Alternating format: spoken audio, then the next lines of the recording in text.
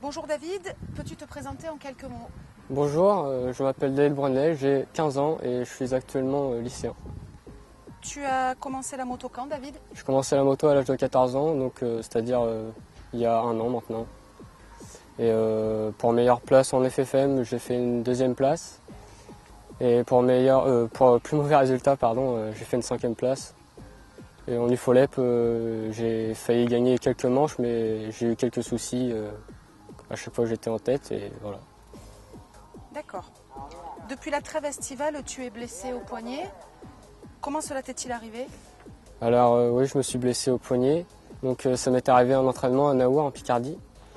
Et justement, je m'entraînais sur ce terrain pour préparer une course qui se déroulait sur ce terrain. Et malheureusement, ma moto m'a renvoyé sur un saut.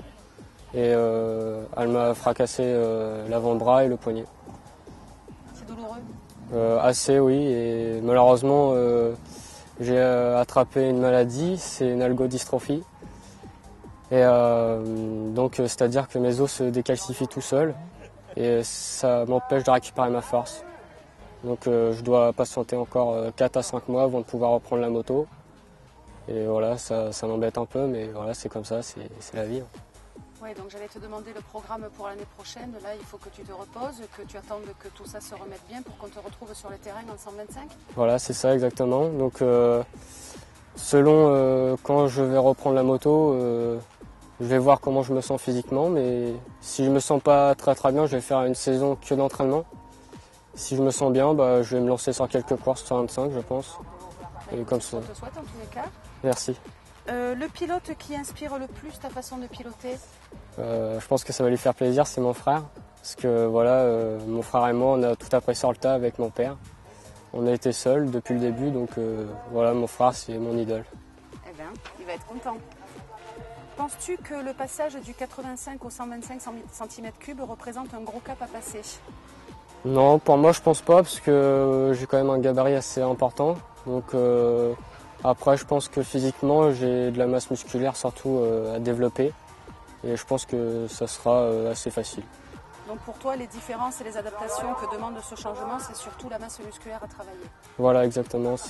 C'est un bon programme physique et tout partira d'ici.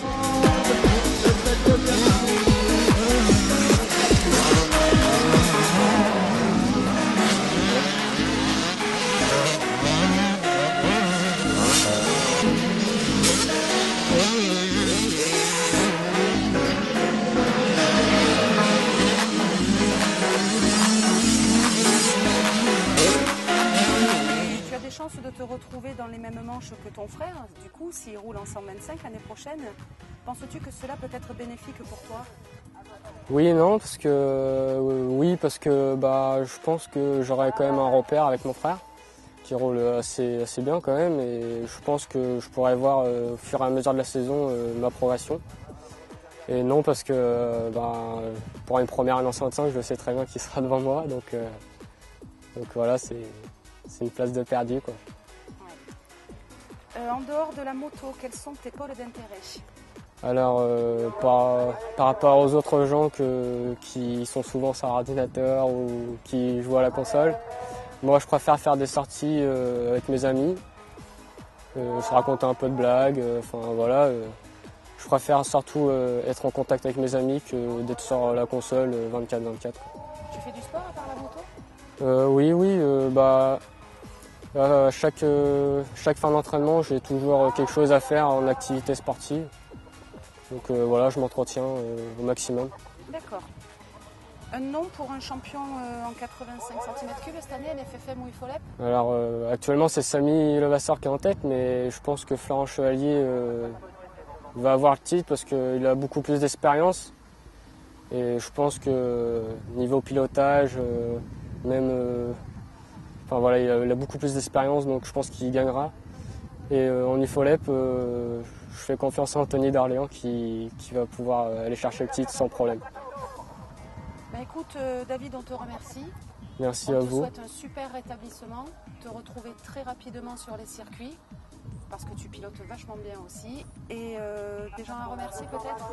Oui, je remercie déjà vous pour cette interview.